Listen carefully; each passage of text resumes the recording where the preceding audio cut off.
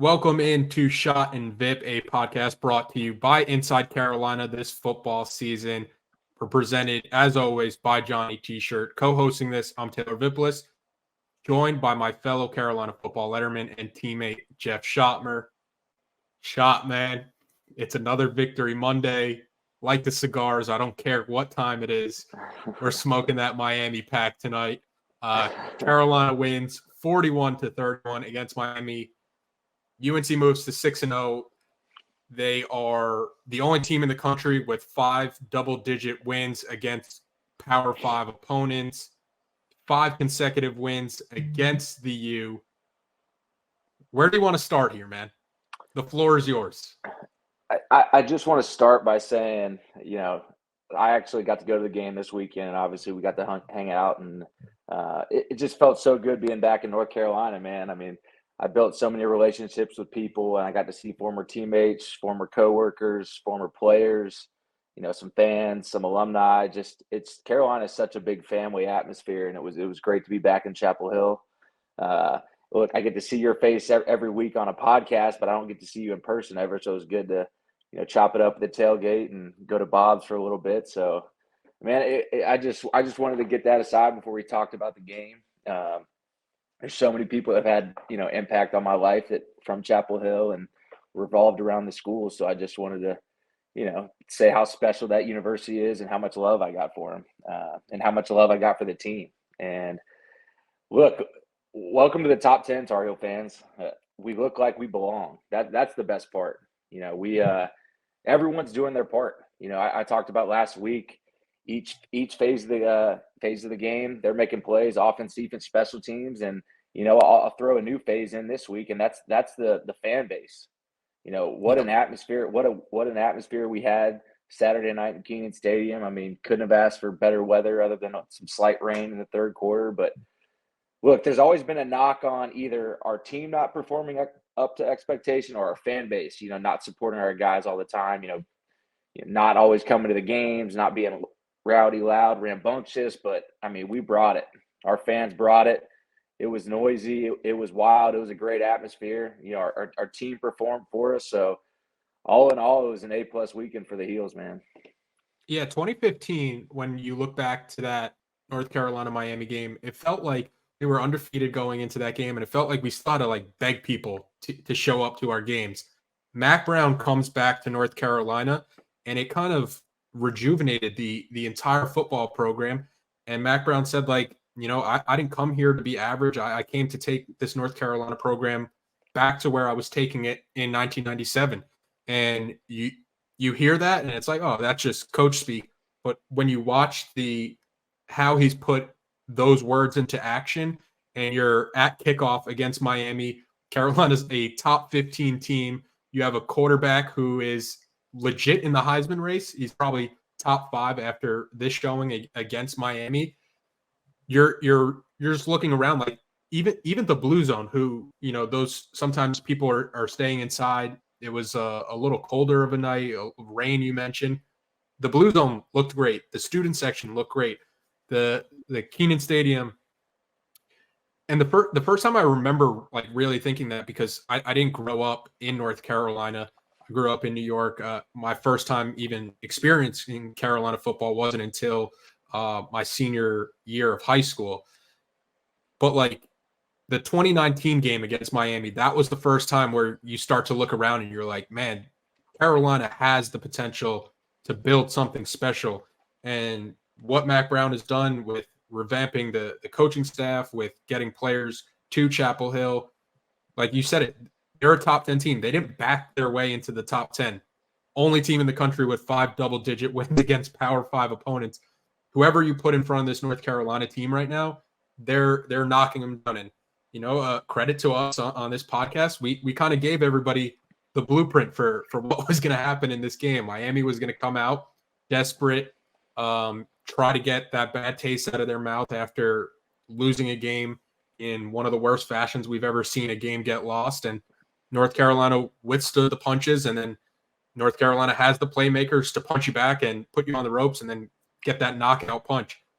One of the players, because I don't think one of my points in the post-game video I did was I don't think North Carolina wins this game 2 weeks ago without Tez Walker. Tez Walker has a massive game for North Carolina. He goes for, let me pull up the numbers here, 6 catches, 132 yards, 3 touchdowns.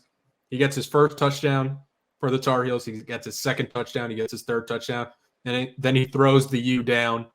What were your impressions of Tez Walker in this Carolina offense? I mean, he's a superstar. He's what we've been missing since De'Ami Brown, just in the ability to stretch the field vertically. He was very limited in the game plan last week. Rightfully so. He gets cleared on a Thursday, and we play Saturday, so he didn't get many reps with the first team offense. And you see after a full week of practice, the game plan around him, what we can do, and how special he is, how talented he is. I mean, look, he stretched the field vertically. He shows the ability to run after catch. He's great with the ball in his hands in open field. He makes contested catches. He tracks the ball well on deep balls. He's a hands catcher. He can go up and get it. He shows all the ability that we needed. Most of the receivers we have on our team are possession guys. I mean, other than Nate, Nate's got some speed in the open field, but like J.J. Jones doesn't have that game-breaking speed that Tez does. I mean, he just looks effortless when he's out there running. He's kind of like just a gazelle or a deer. He just glides across the field. He even recovered an onside kick to help secure the game. So, I mean, Tez did it all yesterday, and we're lucky to have him. And now I understand why Mac and the rest of the Carolina community fought so hard to make him eligible, because he's a game changer, and he kind of takes us to that top tier of where we can become. Yeah, I tweeted it earlier on Sunday, but the point I was making on Twitter was like, I know this is a football podcast, but to make a basketball analogy, the Brady Mannix, the Cam Johnson territory of UNC transfers, where a player transfers to North Carolina and almost instantly they feel like lifelong Tar Heels. Like if you would have told me Tez Walker has been a Tar Heel for 10 years, I wouldn't contest that. The way the school fought for him, the way the fans have rallied behind him, and then for him to then take that opportunity and deliver in the biggest moments for this North Carolina team. There's a stat I saw from ESPN Stats and Info. Tez Walker is the second player in North Carolina history to record 3 receiving touchdowns in a game against an AP top 25 opponent, joining Hakeem Nicks, who did it in 2008 versus Boston College, who was ranked 23rd at the time. And really with Tez Walker, he's an NFL player in a Carolina uniform. That's my biggest takeaway watching him, where if you get one-on-one coverage, and Miami did do a good job of muddying some things up on Drake May and getting a lot of pressure for him. But when we'll talk about Amar and Hampton, when Amar and Hampton's able to run the ball and Miami is being as aggressive as they are with their safeties, and they're trusting their corners to win one-on-one matchups on the outside with Tez Walker, if you're North Carolina, I think you're more than happy to take that shot and give Tez Walker a chance, to knowing Drake May is going to put a ball in a great spot, and knowing that Tez Walker is a player that can go up and get it. And I think when we're watching Tez Walker, I think he's playing himself into, everybody talks about him as a top 40 prospect or top 50 prospect in the NFL draft. And when he gets to his combine and he's running a sub 4.4 40 at his size, I think he is entering that late first round territory, late first round pick territory. And I mentioned how Miami had to be more aggressive with their safeties coming up field. Omar and Hampton, who entered the year in kind of a battle with British Brooks. You have Omar and Hampton go for 4 carries, 197 yards, and a touchdown. What did you see from Hampton, and what was working so well for Carolina in the run game?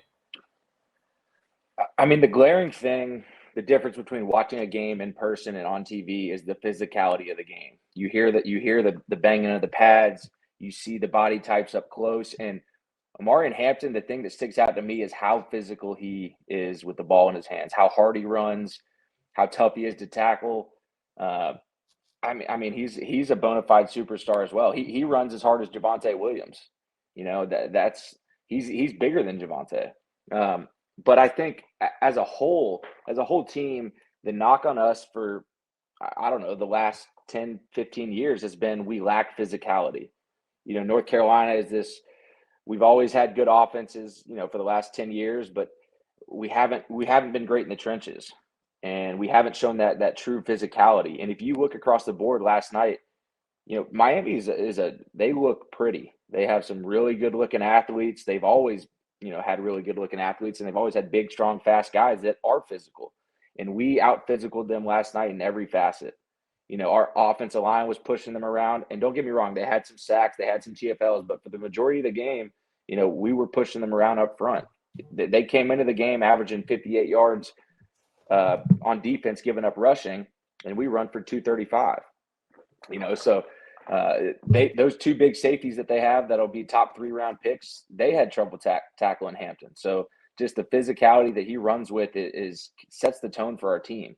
And going on to the defensive side, the physicality was showed. With Rucker, I mean, he is a beast. Des Evans, power. He's always played physical his whole career. Cedric Gray is getting more physical. And the one that stepped up to me was Marcus Allen. There was a play where they did a crack screen kind of, and the running back bounced it out wide, and Marcus Allen had to come up and make a tackle. And he wasn't going in there ankle biting or diving at his knees. It was a true helmet to helmet contact, and he put a thud on the Miami running back, and it's something that we haven't seen a UNC cornerback tackle like that in a while. So just the heightened sense of physicality that we have, and that's what separates a top 10 team from a top 25 team. Like if you look across the board, top 10 teams historically, it's Bama. That's what they're known for. Is they're great in the trenches and they're physical as hell. Georgia, they've been that way for the last couple of years. Notre Dame's always had the big offensive line that's physical. So for us, as we get into the top 10, we're earning it, and we're showing that we deserve to be there with our play. And people are going to start talking about North Carolina being a physical team now. You mentioned the physicality that comes with the game of football, especially when you're watching it in person, and that kind of jumps out to you right away.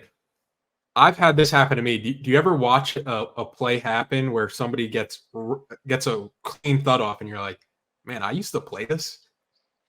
Dude, I can't imagine. I'm a golfer and paddle player now. I watch some of those hits, and I'm like, I cringe. I'm like, I feel it.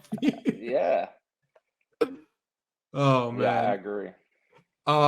One of the things that kind of hamstrung North Carolina in the first half was the penalties. The penalties, they were playing a pretty undisciplined brand of football, and it was giving Miami, who, to be honest, I think I underestimated Miami a bit. I knew that they were going to be the best team that Carolina played in the trenches, but when you are playing an undisciplined, like sloppy kind of brand of football, giving those playmakers and a team with that amount of speed and that amount of athletes more opportunities is going to cost you. North Carolina had 14 penalties for 147 yards.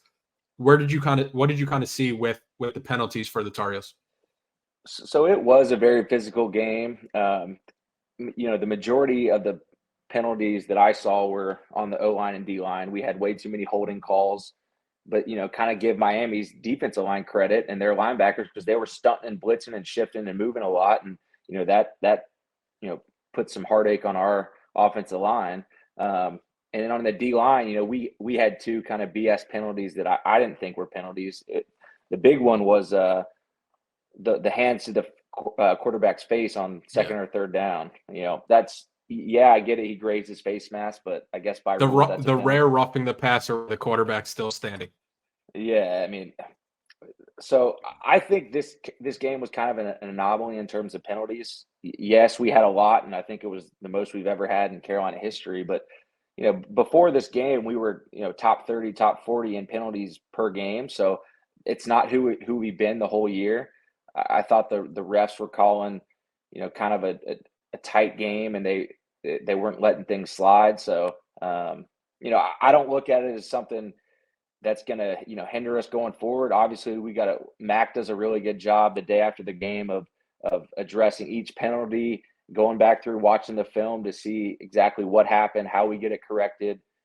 We always got officials at practice. So I don't think this is an issue going forward, but it was frustrating in the game for sure.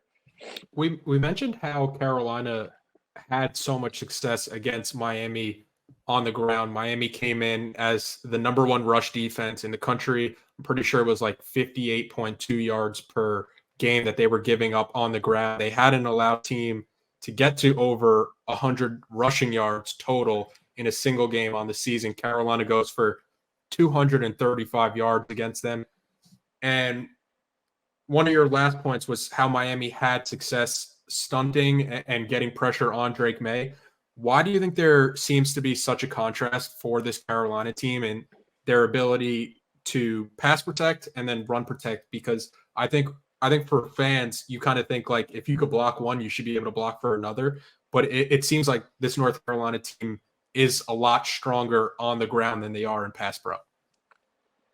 Yeah, I just think that's kind of how our guys are built in their skill. I think they're just more road graders and bigger bodies and more physical in the run game. That's just like that's their skill level. It's like a receiver that is really good at stretching the field vertically, but he may not have the side to side agility that a slot receiver does. It's just like that's their skill level. But I think some of the sacks in the first half were on Drake. I'd have to go back and dive into the film, exactly, but I think our O-line is doing a good job. I'm going to give, Miami's defensive coordinator and they're talented up front and at linebacker. They were coming from all angles last night. Second level defenders were twisting and wrapping, and none of the 4 down linemen were ever really staying truly in their gap lanes. It was a lot of twisting and picking and things like that. So give them credit. And look, I think they had 4 sacks in the first half and maybe 1 or 2 in the second. So we did kind of, and I think a move I saw from Chip Lindsey is we brought in more tight ends into the game and tried to do 7-man pro with them. We put British in the game more when we were throwing the ball because British is our best run protect or pass protecting back. So he, I think on one of Tez's last touchdowns, British had a key block to keep the play alive and let Drake, because it was a longer developing route. So we definitely had a much better second half in terms of pass protection. But going back to your original question, I just think we're more built in the run game of our true skill level at the offensive line. Yeah, and then sometimes to be a great team in college football, you need things to break your way, and the way of football is shaped. Sometimes you are going to get some weird bounces, and the bounces that did go in Carolina's way. What did you kind of see from that, and just the overall luck factor that you need sometimes to have these toss-up games go your way?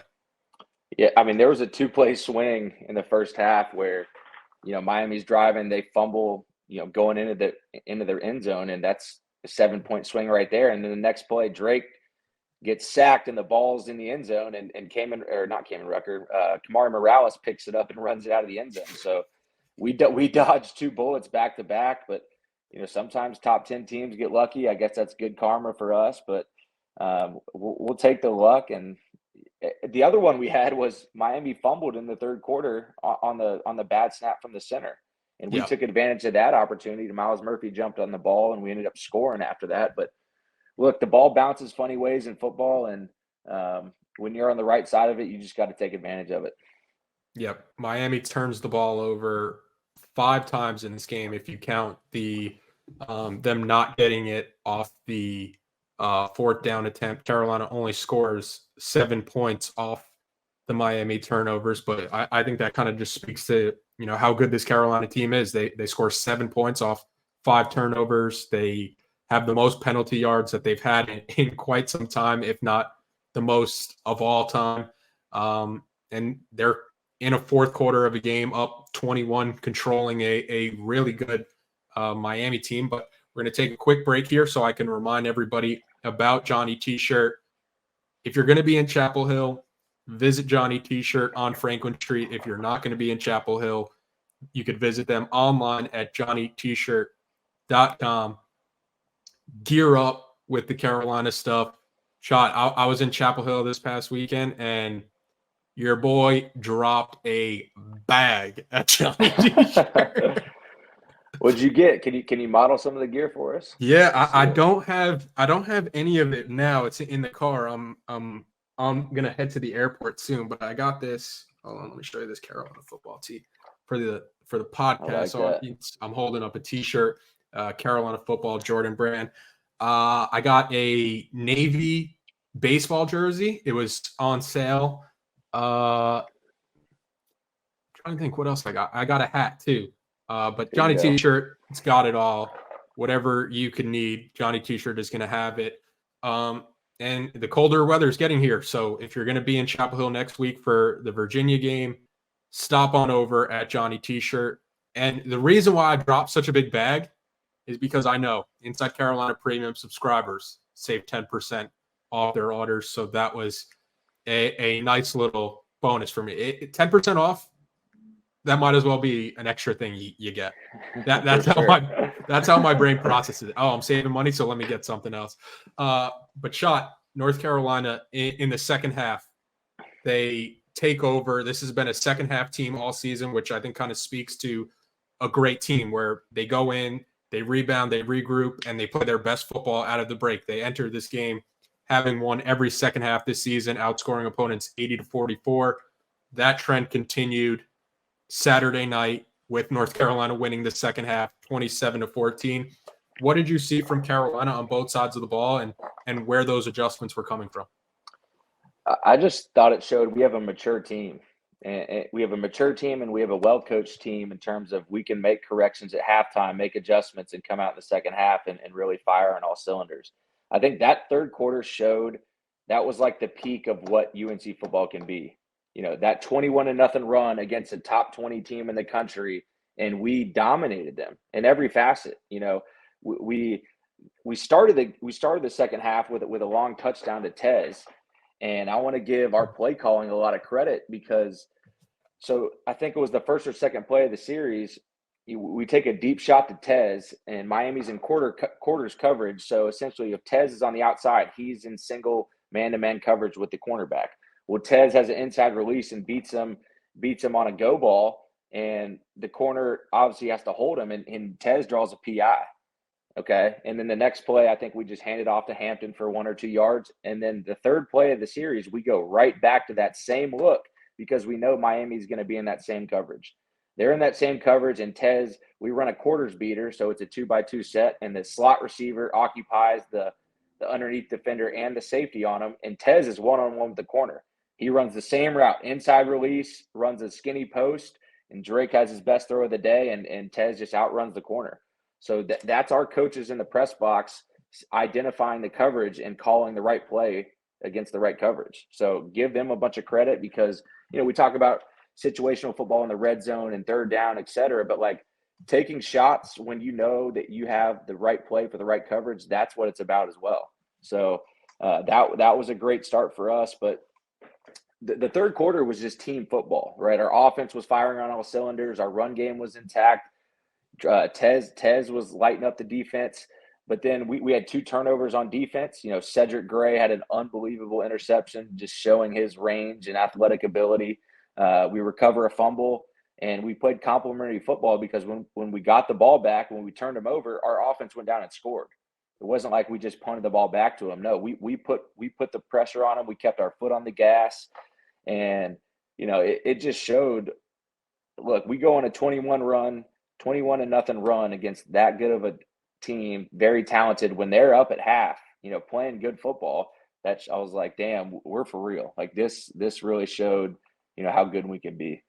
Yeah, the team went into halftime kind of reeling, and I thought the defense is what won Carolina this game because Miami comes out of the break up and probably feeling pretty good about themselves, and Carolina stops them on 4 consecutive times, getting the ball back to the offense every time. And it was only a matter of time before Drake got going with somebody as talented as Tez Walker and with how efficient North Carolina was running the ball.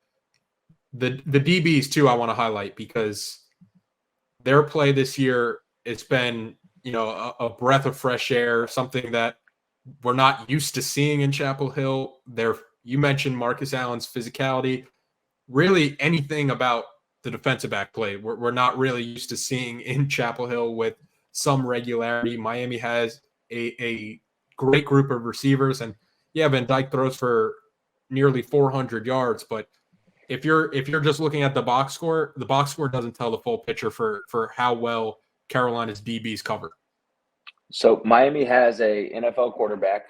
That kid Van Dyke will play in the NFL. They have 2 NFL receivers and they have an NFL running back. So they do have talent all across the skill position. So yes, we're going to give up yards. Yes, they're going to make some plays. But in this game, to me, I saw at least 4 or 5 DBs at different times high point the ball and play through the receiver's hands, on a jump ball better than I've ever seen in the last few years. Huzzy has shown it all year. He's able to track the ball. He's got great ball skills. He's not one that gets into the receiver's body and gets PIs drawn on him. He's very good at that. But seeing Marcus Allen do it on a skinny post in the first half, Chapman had one on our sideline. Holloway had a big PBU. Gio Biggers made a play on the ball at the end of the game to make a pick. I mean, to see our DBs, they're just getting better as the season goes along. I mean, you watch the first game versus South Carolina, and we're kind of worried about Holloway because he's given up these contested catches, but all those reps and all those plays that he's played throughout the year, he's getting better, and it's fun to see because like we talked about preseason, our DBs were our weakness going into the season, and that was our biggest question, and now they're really stepping up to the challenge because our D line's getting good pressure. Our linebackers have always been able to cover, so now we're putting the full package together, and it's going to be beneficial because our offense is going to score a bunch of points. So what does that mean? The opposing offense is going to have to throw the ball. So at the end of the day, our pass rush is going to have to really take over, and that's going to limit time for our DBs to cover. So those two go hand in hand, and they've really excelled as the season's gone along. Yeah, even with a player like Holloway in that first half, he slips a couple of times trying to get his footing on the slick turf, and he doesn't let that defeat him. Where some fans are watching and you're like, hey, let's change something up. The coaching staff had the confidence in him, and you're rewarded with him making plays. And if he doesn't slip, for the most part, he is in a receiver's hip. And if the receiver makes a contested catch, you tip your hat, you go to the next play, and you have that short-term memory. But the DBs deserve a lot of credit. The coaching staff deserves a lot of credit for the DBs. And another point that I wanted to point out regarding the defense, single-digit missed tackles again against a team like Miami, who is so good with so many athletes in space. Carolina missed, let's see here, 7 tackles. 7 tackles against a team like Miami. That's really good. Yep. Yep, go ahead. I was going to say, I mean, our tackling, and we've talked about it in prior weeks, is how much better it's gotten. The 3 things that I notice are our tackling, our effort, and our physicality.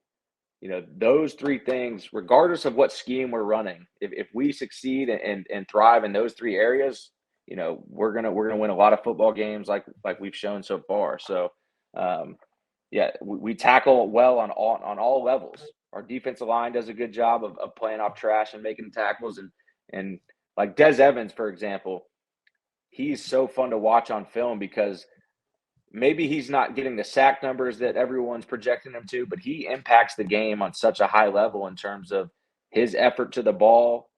If they're throwing a tunnel screen away from him, he's turning, retracing down the line and going to make plays 7 yards down the field. Des Evans, his effort is contagious, and it's helping our whole team.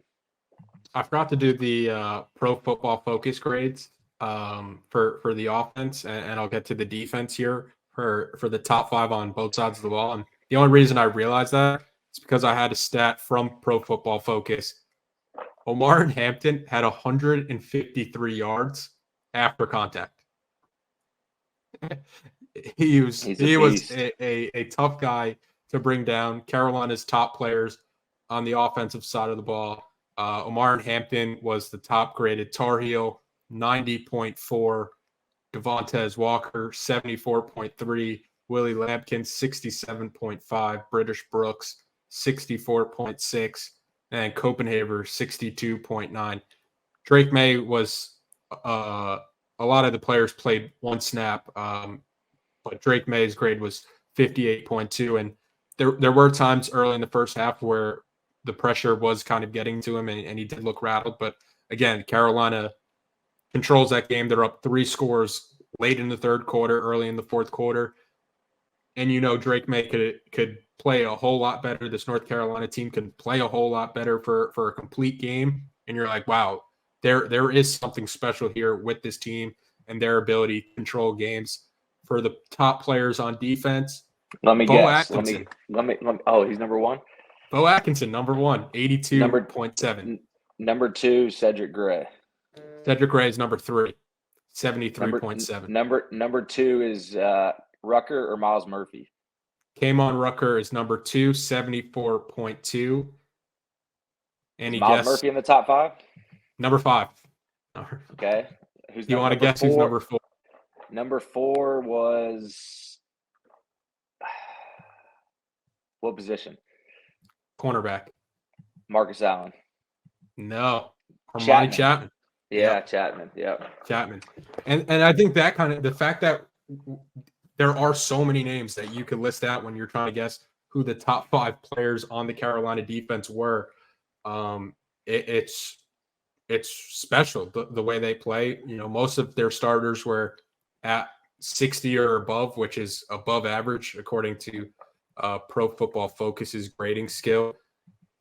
With this North Carolina team,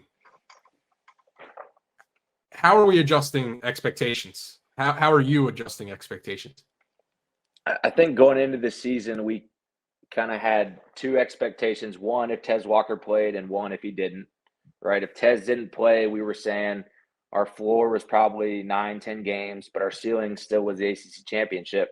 And now with Tez Walker inserted into the lineup, and I know we've had some other injuries with Kobe and some other guys, but our expectation now is ACC championship. I mean, I know that's everyone in the fan base, everyone on the Make team. it or win. Win. Yes. Win. It's win. I mean, it's us and Florida State. Everyone thought it was going to be Louisville in there, but they go lay an egg against a Pittsburgh team who we beat I don't want to cuss, beat the crap out of. I hope that's good enough. So, I mean, we made their quarterback switch from quarterback to tight end. Yep. Anyway, I think it's ACC championship or bust. That's the talent level we have on this team. And the cool thing about it is how confident our guys are and how locked in they are. I was down on the field pregame and I got to see some of the guys. Cedric Gray and Kamen were 2 of the guys I talked to. And they just have this look in their eye like we're out for blood every game. They had a bad taste in their mouth from last year. And they're exceeding expectations in crazy ways. And, they're a huge part of our success this year. So I think everyone should, readjust their expectations. It's ACC championship or bust. And then once we get the ACC championship, like I do think we can start to mention the playoff word. I'm not a believer that we're jinxing anything. No, we have a confident, talented bunch that we should be supporting them and backing them and believing that they can run the table, go 12-0 and win the ACC championship. Yeah, I think the player's mindset. I think that's one thing that some fans have to kind of be able to separate. Where we could talk about, hey, this team should win an ACC championship, and I think when we say that, some fans are like, oh, you're overlooking Virginia or you're overlooking Georgia Tech. We're not in the locker room. We're not practicing. The mindset that the players have, I think, is a special mindset with somebody like Cedric Gray, with somebody like Kamon Rucker, where somebody like Drake May. Those guys are going into every game respecting their opponents and saying, hey, if we do our job to maximum effort with what the coaches are saying, we're going to take care of business every week. And they come in with that work-like mentality every week to where fans and the media can start. Keyword. Playoffs. Yeah. We're getting close because you look at the schedule and it's like Virginia, who is limping into this game, Georgia Tech, Campbell, and then you're getting into the Duke game, and Carolina wins those 3 games, and you're 9-0, and we're number 10 right now, and you're inching closer every week with some of these upsets. I do think that's something that some people have to separate with what people on the outside are saying, and then realizing that what people on the outside are saying is a completely different narrative than one that's in Keenan in the football center. Yeah, I mean, look, we're winning the games convincingly. We're the only team in the country to have double-digit wins against 5 Power 5 opponents. It's not like we're limping to victory and winning by 3, 4, 1 points against these teams. No, we're convincingly beating them, and so we're passing the eye test.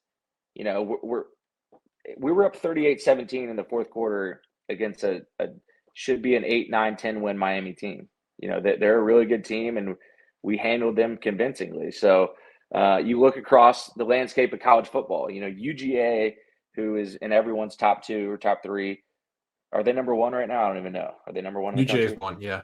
I mean, they barely beat an Auburn team. You know, Bama barely beats an Arkansas team. Louisville loses to Pitt. You know, Miami loses to Georgia Tech. Like, you see around college football, like, you're dealing with 18 to 22-year-old kids, and they don't bring it every week. But our team has shown the maturity and the talent that each week, regardless of who they're playing, they're beating them handily.